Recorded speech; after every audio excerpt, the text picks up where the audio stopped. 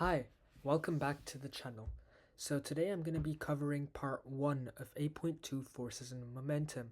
So I will be covering the forces portion of the IB Physics SL and HL A.2 topic.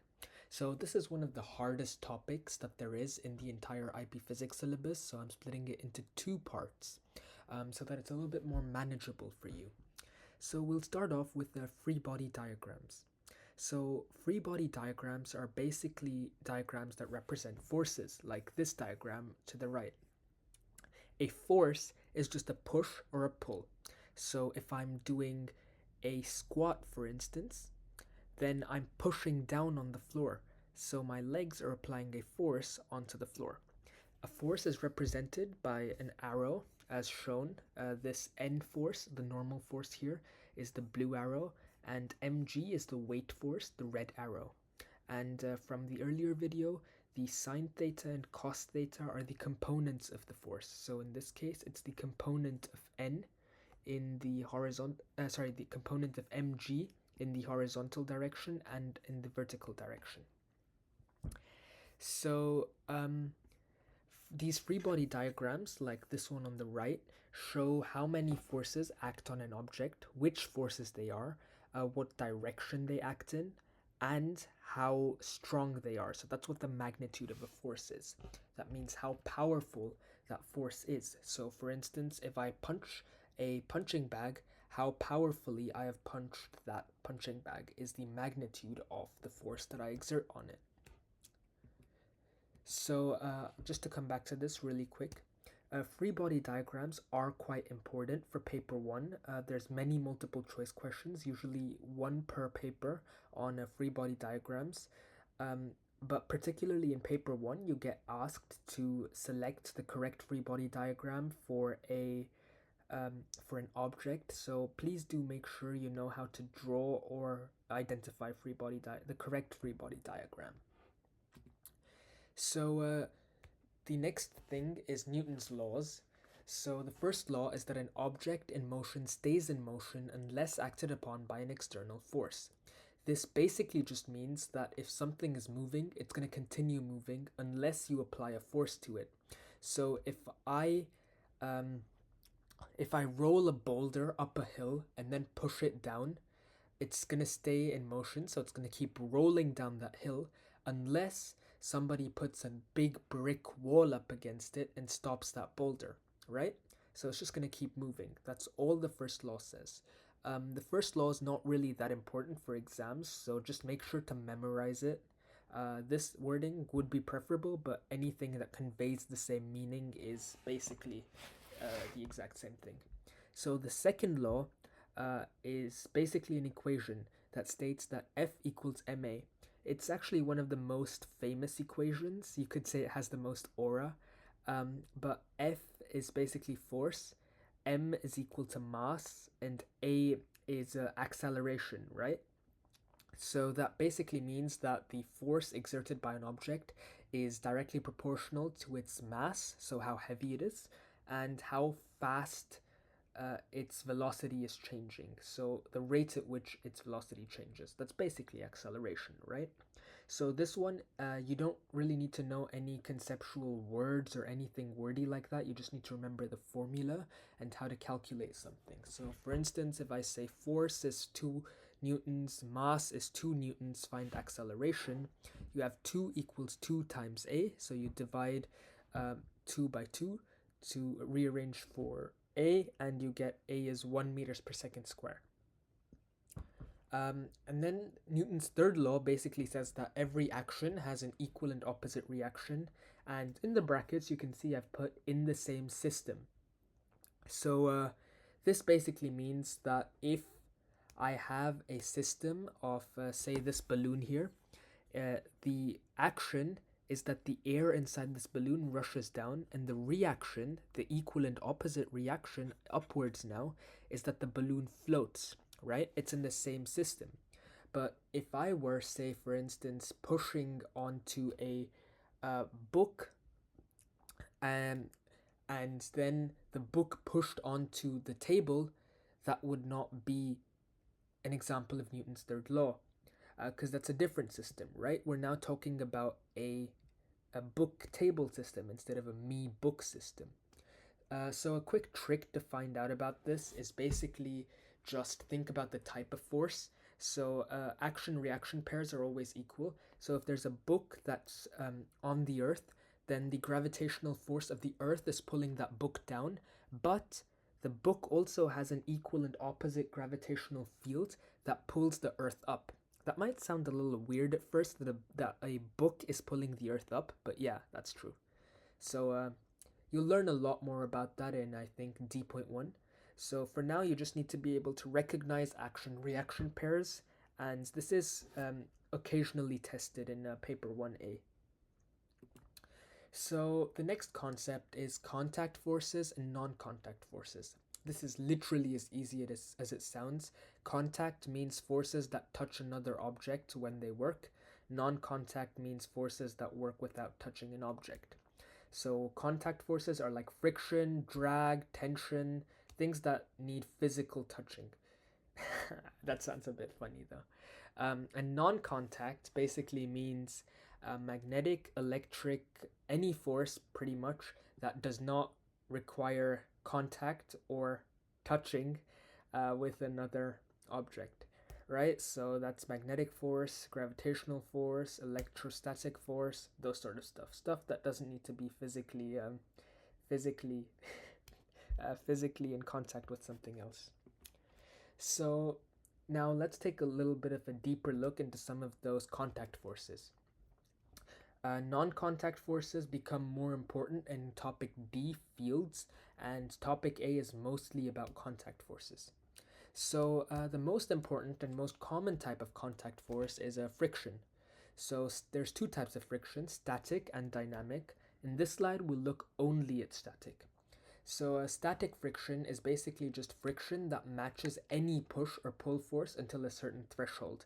So that means that if I'm pushing against the wall, there's sort of static friction between the wall and the ground that makes sure that the wall doesn't move, right? So it matches any push or pull force. But now, if I say, for instance, get a really big bulldozer and hit that wall really powerfully, then the wall might break. So that just means that static friction is no longer powerful enough to stop that pull force, so the threshold has been exceeded. So the static friction basically increases in magnitude until the movement begins. So just assume that I'm 60 kilos and I'm pushing a wall, but then I come back and say this time I've really bulked up really hard, done some bodybuilding, and now I'm 80 kilos. So I push the wall now. I still can't move the wall, but the wall has to have more resistance now to stay in the same place than it did when I was 60 kilos, right? Because I'm exerting more force. So that just means that there's an increase in the magnitude of friction until the movement actually begins. So that movement will only begin once this maximum static friction has been exceeded. Now, how do we find this static friction value? It sounds so abstract, right? Well, it's really simple actually. So this formula right here, Ff is less than or equal to mu s times Fn, is a really simple formula. It just says that the frictional force is less than or equal to, at any given time, the coefficient of friction, which is just a number between 0 and 1 that you'll always be given in the question, almost always.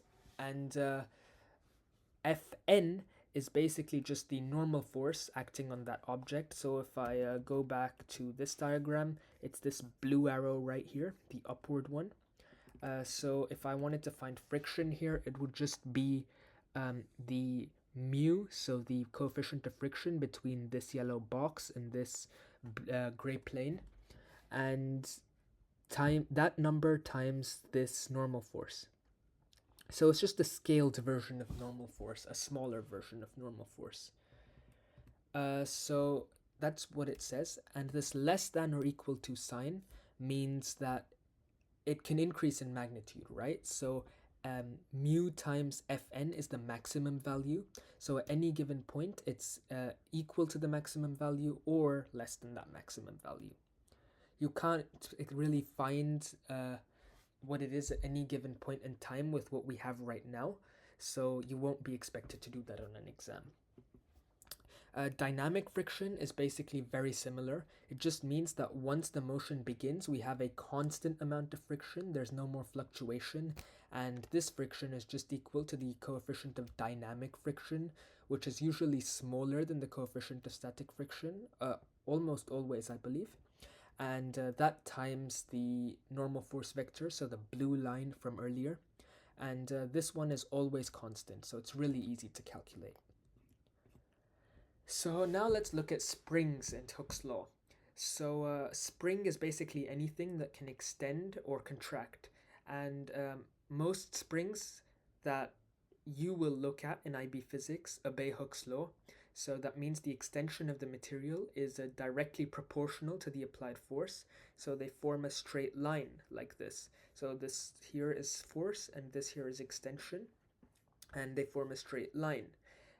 Now you can see here that it bends off, so that just means after that point it is not a spring that obeys Hooke's law, so it's something that you likely won't be tested on very frequently. So basically the formula for this just says that the force, the compression or the extension force, is equal to negative k, where k is the spring constant. That's just a value that's constant for all the springs. For a spring it's constant all the time, times the extension, so just depends on how much you stretch or pull it, right? So as you can see, the larger the extension, the larger the force. Now this negative sign here doesn't really mean that it's like negative or anything, it just means it's in the opposite direction.